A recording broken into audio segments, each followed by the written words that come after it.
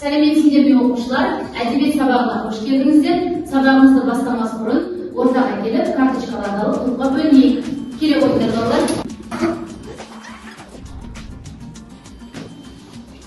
Дастур мақсатында балалар, мен кіммін, мен не істеймін, және мен қандаймын деген сұрақтың жауабын ойлап көрейікші. Мұғаліммін, әрі анамын, мен мейірімдімін, еңбекқормын және шыдамдымын. Ал балалар, біз кімбіз? Біз оқушымыз, біз үлкеніміз, біз баламыз. Жарайсыңдар балалар. Ал екінші топ? Біз шәкіртпіз, біз ақылдымыз, біз баламыз. Тамаша, жарайсыңдар. Үшінші топ? Біз жас ұрпақпыз, біз дарындымыз, біз болашақты көбейтеміз. Оқушылар, бозағаштан биік мен едім, қызыл сырлы жебе едім, жамандарға көп едім, жақсыларға еп едім деп жырлаған ақын кім еді? Махамбет Өтемісұлы. Жарайсыңдар балалар. Бүгінгі біздің сабағымыздың тақырыбы Махамбет Өтемісұлының мен едім өлеңі. Бүгінгі сабақтың тақырыбы көркем шығармадан алынған үзінділерді шығармашылық жұмыста пайдаланамыз және Махамбет Өтемісұлының мен едім өлеңінде қолданылған көріктеуіш құралдарды табамыз. Балалар, біздің алдымызда киіз үйден жасалған карточкалар бар. Өзіміз осы карточкалар арқылы бағалаймыз. Ал енді оқушылар, бірінші тапсырманы орындау үшін мен сендерге Махамбет Өтемісұлының сөзіне жазылған мен едім әнін тыңдатамын. Әнді тыңдай отырып, бірінші топтың оқушылары ән мәтіні бойынша мен кіммін деген сұраққа жауап береді. Екінші топтағы оқушылар мен не істедім сұрағына жауап береді. Ал үшінші топтағы оқушылар Махамбеттің өлеңіндегі мен сөзінің мәнін ашады. Балалар, дескрипторға назар аударайық. Бұл тапсырманы орындау барысында біз 2 балға ие боламыз. Сәттілік балалар.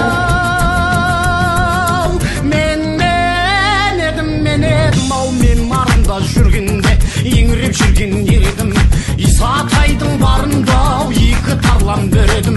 Қай қазақтан кемедім, бір қазақпен тең едім. Өздерің дау хандардың, қарны жуан билердің. Атандай даусын ақыртып, лауазым көкке шақырдым. Басын кессем деп едім, елдің бойы ең тоға ел қон. Оқушылар, уақытымыз аяқталды. Дайын болсақ, 3 шапалақ арқылы белгі берейік. Махамбет Өтемісұлы мен едім деген өлеңінде енелген ер едім, 2 тарап өр едім деп өзін сипаттаған. Жарайсың. Махамбеттің бойындағы ерлік пен қайсарлық оның әрбір өлең шумақтарынан айқын байқалады. Оның мен едім атты өлеңінде жақын досы Исатайдан айырылғанын және оған қалай ауыр тигенін аңғаруға болады.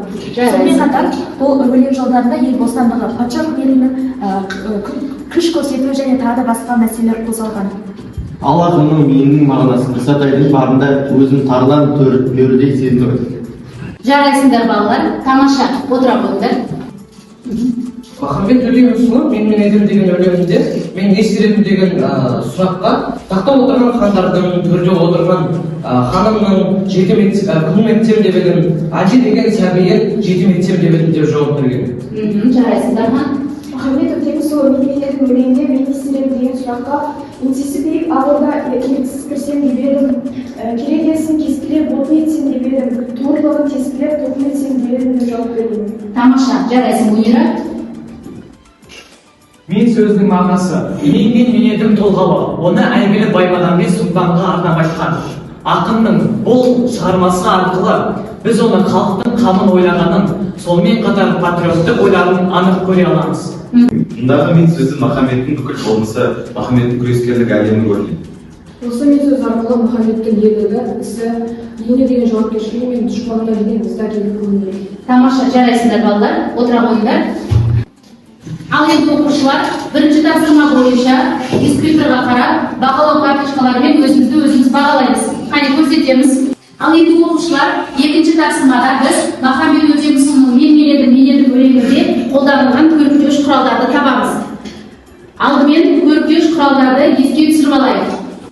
Метафора дегеніміз не? Маржан? Метафора троптың бір түрі. Ол 2 затты қатар қойып салыстыра суреттейді. Тамаша, жарайсың. Балалар, теңеу дегеніміз не? Кім айтады? Мунира айта ғой. Теңеу дегеніміз бір заттың құбылысын, сипатын, екінші нәрсеге теңеп сипаттайтын көркемдегіш құрал. Жақсы, жарайсың. Аллитерация дегеніміз не? Айым айта ғой. әдемі беретін даусыз дыбыстардың қайталануы. Жақсы, жарайсың, тамаша. Алеш, ассонанс дегеніміз не?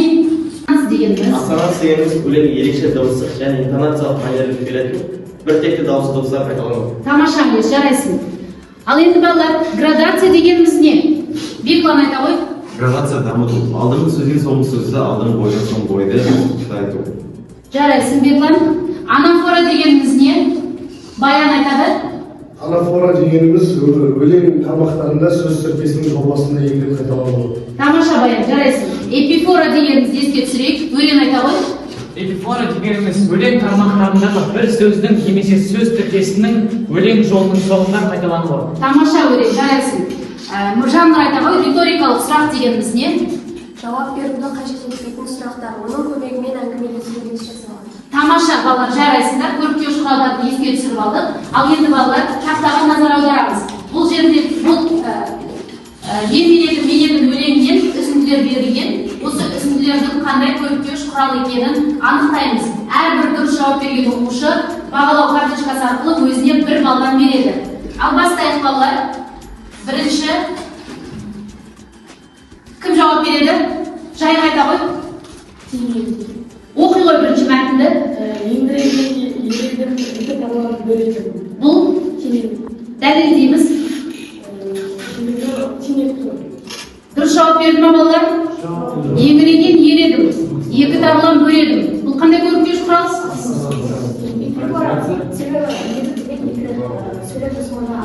Дұрыс, эпифора. Тағы да қандай көріктеуіш құрал көріп тұрмыз? Жамбыл айта ғой.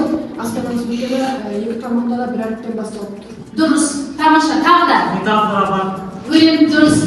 2 тардан бөлек еңіреген ер дегенде метафора қолданылады. Тамаша, жарайсың, Өрен. Балалар, өзімізді бағалауды ұмытпаймыз. Келесі көріктеуіш құрал кім жауап береді? Қол көтереміз. Айым айта ғой. Атандай дауысын артық дегенде бұдан чеде ұлдандар атандай деген дайын жинағы жанады. Тамаша, жарайсың. Келесі кім жауап береді? Жамбылда. Қайраннан ағын шабақтай, бұл теңге тай деген теңгеге жинағы. Тамаша, жарайсыңдар. Келесі кім жауап береді?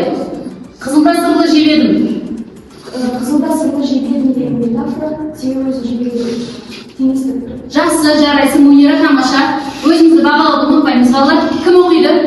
Өрен.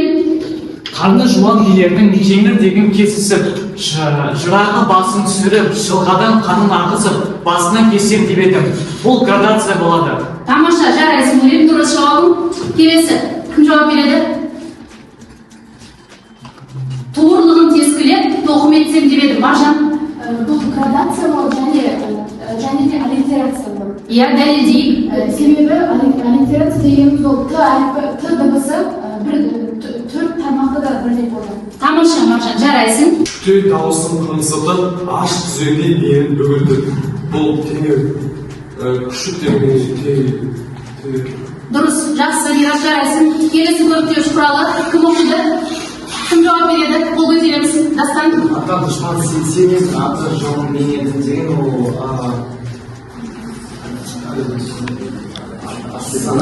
ассонанс дейді. Дұрыс па, балалар? дыбысы басталып тұрады егіз сөйлеуде. Дұрыс, жақсы, жарайсың. Отыра ғой, Дастан. Келесі көріктеуіш құрал Жанна айта ғой. Риторикалық сұрақ, өйткені қазақтан кейін. Жақсы, жарайсың. Келесі көріктеуіш құрал кім оқиды? Ат артыма үмітіп, артыма салсам дереді, бұл ассонанс. Жарайсың, Саян. Отыра ғой. Келесі Дархан айтады. Екі бойын енді олай ел контурсын деп еді. Бұл ассонанс 2 тармақта ерінен басталып тұр. Тамаша, жарайсың, Дархан. Дұрыс. Келесі кім оқиды? Мирас айтады. Ежелгі дұшпан ел болмас, етектен кесіп жем болмас, бұл ассонанс. Жарайсың, дұрыс. Тамаша, жарайсың. Тағы да бар ма көріктеуіш құрал? Қол көтереміз, Алеш. Баян. Қандай көріктеуіш құрал көріп тұрмыз? Айым. Эпифора болғасын соңында сөз инкретикаланды. Тамаша, жарайсыңдар. Бұл ассонанс өйткені 2 тармақта ж деген әріптен басталып тұр, және де эпифора. Эпифора дегенмен келісуге болады. Ассонанс деген дұрыс па? Не болады? Аллитерация болады. Жақсы, Баян, отыра ғой, жарайсың. Ал енді оқушылар, екінші тапсырма бойынша көріктеуіш құралдарын таптық, өзімізді бағалаймыз, бағалау карточкаларын көрсетеміз.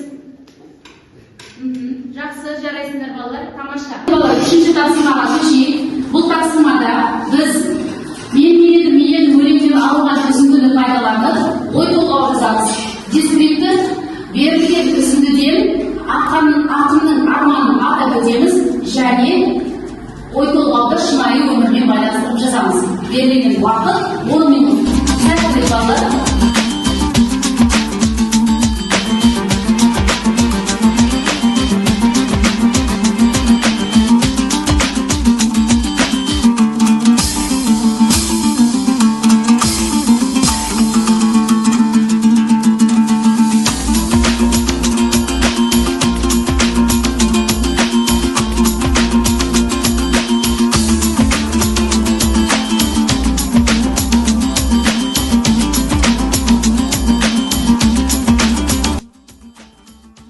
Жақсы, үшінші тапсырма бойынша дайын болсақ, Маржан оқы ғой. Махамбет Өтемісұлының арманы еділдік бойына ел қондыру, сол өрге мал толтыру болды. Менің ойымша ол арманы қазіргі кезде орындалды. Себебі Махамбет батыр азаттықты бейбіт заманда аңсады, халқына көмектескісі келді. Ал қазір біз тәуелсіз бейбіт заманда өмір сүріп жатырмыз. Тамаша Маржан, жарайсың. Кім оқиды тағы да? Бірінші топтан өрен оқы ғой. Махамбет Өтемісұлының басты арманы қазақ халқының тәуелсіздігі, әділетті қоғам құру болған. Оған дәлел мен едім шығармасында еділдің бойына мал толтырып, ел қондырсам деген арманы болды. Менің ойымша Махамбет бабамыздың қазіргі кезде арманы орындалды. Себебі Қазақстан қазір тәуелсіз ел атанды және халық өз еркіндігіне қол жеткізді. Тамаша өрен, жарайсың. Саяна оқы ғой. Махамбет Өтемісұлының арманы мен мақсатын жоғарыда біле аламыз. Еленген халықты байытып, еділ бойына мал толтыру. Сонымен қатар ақынның басты арманы халықтың бостандыққа, тәуелсіздікке қол жеткізуі және әділетті өмір сүру болды. Қазіргі таңда бұл арманы орындалды деп айтуға болады. Себебі біз тәуелсіздікке теңдігіді Тамаша Саяна, жарайсың. Жанбота оқы ғой. Махамбеттің армандарының бірі жұртшылықтың құтылып тәуелсіздігі болу болады. Менің ойымша Махамбеттің арманы орындалды. Себебі біз қазір тәуелсіздігіміз және халық өзі қалаған жерде тұрмыс қамтыра алды. Тамаша, жарайсың Жанбота. Саида оқы ғой. Бейбіттің ойы енді ғой, жағалай жатқан жолдарға мал толтырсам деген. Менің ойымша Махамбет бабамыздың арманы орындалды. Өйткені біз қазір тәуелсіздігіміз және сол елдіктің бойында қазір дейін. Жақсы, жарайсың Саида. Тамаша балалар. Үшінші тапсырма бойынша бағалау карточкалары арқылы өзімізді бағалаймыз.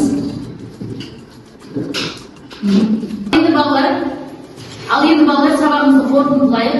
1 минуттық эссе әдісі арқылы рефлексия жасаймыз. Балалар, осы қағаз қиындыларына 1 минутта бүгінгі сабақта ненің қиын болғандығын және не үйренгенімізді жазып өткіземіз. Балалар, ескереміз, берілетін уақыт 1 минут. Жаза қойыңдар.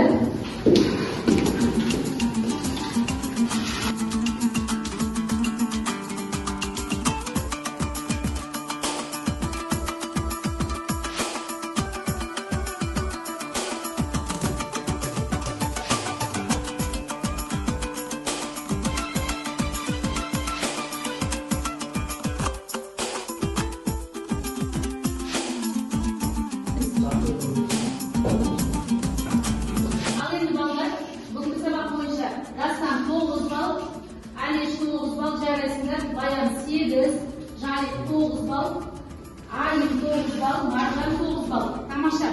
Саян 9 балл.